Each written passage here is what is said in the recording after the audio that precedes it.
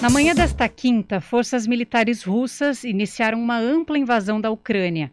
Há relatos de tropas cruzando diversos pontos da fronteira e explosões perto das principais cidades ao redor do país, e não somente na região onde grupos separatistas foram reconhecidos e apoiados recentemente pela Rússia. Estamos em contato agora com o professor Gustavo Blum, ele é pesquisador e especialista em política internacional. Professor, uma boa tarde, tudo bem? Olá, boa tarde. É um prazer estar aqui com vocês, apesar da situação. Pois é, o prazer é meu também em conversar com o senhor, apesar dessa situação, né, esse conflito que surpreendeu o mundo hoje, e eu acredito que a maioria não imaginava que realmente aconteceria, né? Isso deixa a gente ainda mais preocupado com a imprevisibilidade das coisas, né, professor? Definitivamente, eu vou te falar que, mesmo entre nós, analistas, eu mesmo, né, segunda-feira, inclusive, assim, dava como certo que não era necessariamente um blefe do governo do Vladimir Putin, mas tratava-se de uma tentativa de pressionar para maiores negociações, né? E realmente são agora 15 horas de tumulto, né? Enfim, e de muita informação, de bombardeio de informação, que a gente ainda está tentando entender tudo isso que está acontecendo. E existe alguma coisa que possa ser feita por outros países para apaziguar o conflito entre Rússia e Ucrânia, ou é melhor ficarem todos bem quietinhos para não piorar ainda mais as coisas? A situação é bem difícil, né? Assim, o não envolvimento ele pode levar a alguma questão, enfim, a permissibilidade, a gente pode dizer assim, né? De crimes de guerra, tanto de um lado como do outro. É importante a gente lembrar que também o Volodymyr Zelensky, né, o presidente da Ucrânia, falou que ia defender o país da forma como fosse. E eu acho que esse é um ponto importante para a gente pensar. É, é, Essa é uma crise que vem escalonando nos últimos anos. Né? Isso não é recente, vem pelo menos desde 2014, com a anexação da Crimeia por parte da Rússia, e com as opções do governo ucraniano de retirar a autonomia federal das regiões com maioria étnica russa, principalmente na região leste do país.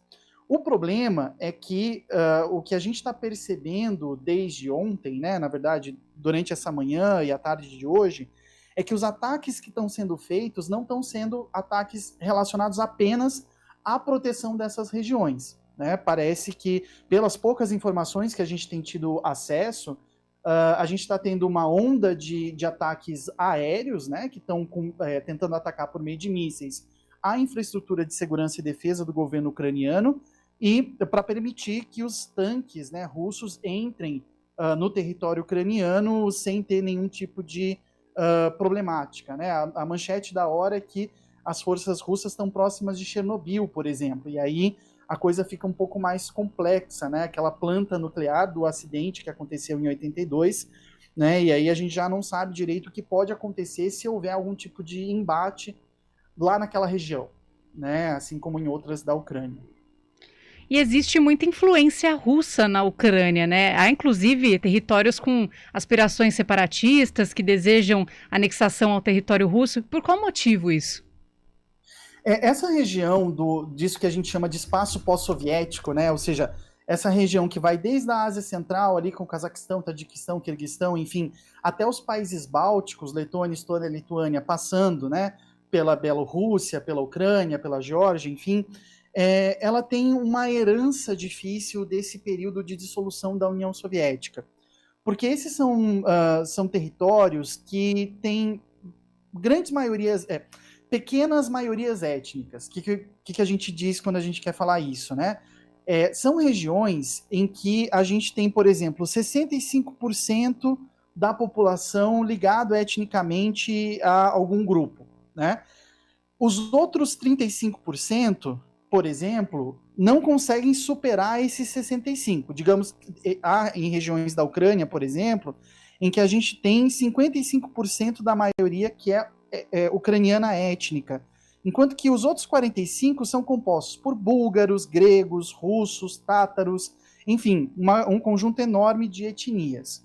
Isso faz com que esses países tenham um problema muito grave quando eles começam a adotar, a partir principalmente dos anos 2000, algumas estratégias ligadas, né, mais ligadas a legislações nacionais, né, como é o caso da Ucrânia.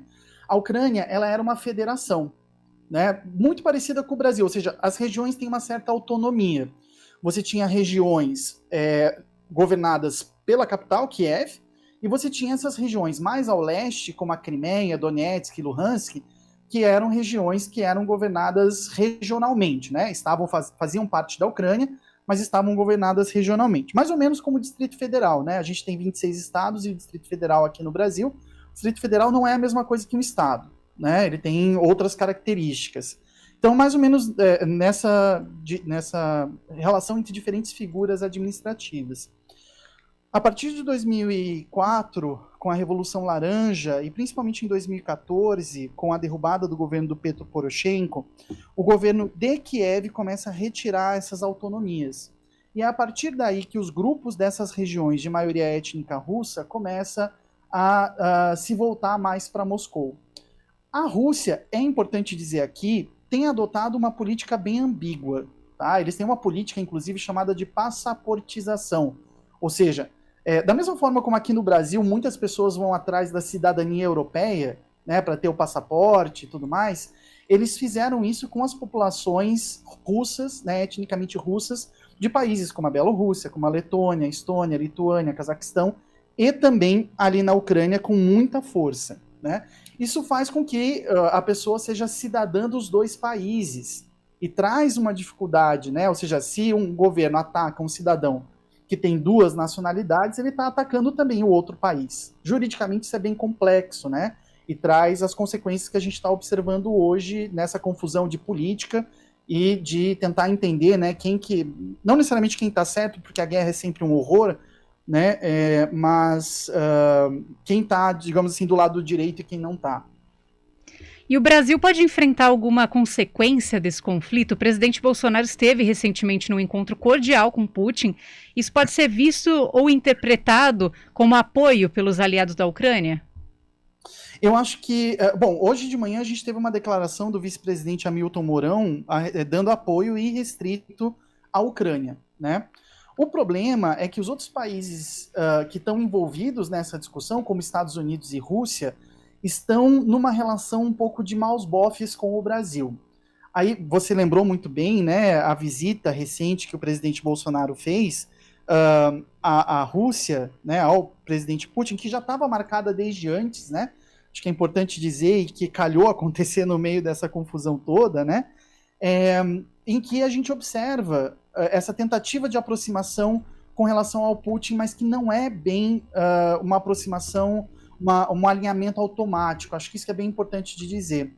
Só que se ele não tem esse alinhamento próximo com a Rússia, tampouco ele tem com os Estados Unidos. Porque nos Estados Unidos, a base de apoio do governo Bolsonaro, em razão da escolha do ex-chanceler Ernesto Araújo de transformar o Brasil num pária internacional, não era com os Estados Unidos, e sim com o governo do Donald Trump. Quando o Donald Trump sai do poder e assume o presidente Joseph Biden, o que a gente começa a observar é um afastamento gradual dos Estados Unidos com relação ao Brasil. E isso sim pode trazer problemas. Porque se o Brasil está apoiando a Ucrânia, mas não tem apoio dos Estados Unidos, ele também não tem apoio da Rússia, né? E aí as consequências políticas nesse sentido podem ser prejudiciais para o Brasil por ter adotado essa opção de ter sido um pária. Economicamente, a gente vai também sofrer principalmente duas consequências. Por um lado, o aumento do preço dos combustíveis, né? Gasolina, em razão do aumento do preço do petróleo e do gás, mas principalmente eu acho que um efeito que a gente vai sentir nos próximos meses é a perda de liquidez nos mercados internacionais. A retirada da Rússia do sistema SWIFT, que é uma das sanções que está sendo anunciada recentemente, vai fazer com que o mercado busque investimentos mais seguros, como o dólar, como o ouro, né, como outros investimentos com mais garantias, porque a possibilidade dessa tensão geopolítica continuar é muito grande. Isso faz com que haja menos liquidez, as pessoas vão botar mais dinheiro, né, os investidores vão botar mais dinheiro nesses recursos mais garantidos, digamos assim. Isso vai diminuir liquidez no mercado financeiro internacional. Isso se reflete na menor possibilidade de cessão de crédito por parte dos bancos. Então, tanto isso pode prejudicar o acesso do governo brasileiro ou de governos como o governo estadual, o governo municipal, a linhas de crédito de bancos privados e públicos internacionalmente, como pode vir a afetar, dependendo da arquitetura financeira aqui do Brasil. Confesso que eu não sou especialista em mercado financeiro, mas dependendo dessa arquitetura pode afetar, inclusive, o consumidor médio, nós, usuários de bancos, né?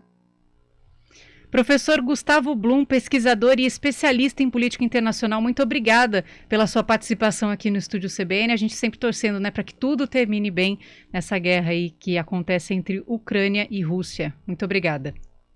Eu que agradeço. Acho que é bem importante a gente lembrar do horror da guerra e que ninguém quer isso, né? Então, vamos fazer o nosso para poder garantir um mínimo de humanidade nesses próximos tempos aí. Uma boa tarde para o senhor. Boa tarde, até mais.